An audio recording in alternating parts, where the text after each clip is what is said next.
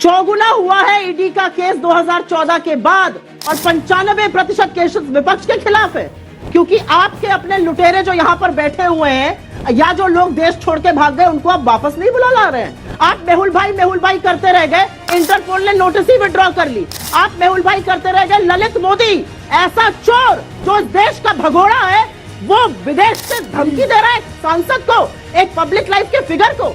ये आपने चोरों का हौसला बढ़ाया है। क्या बात करते हैं आप?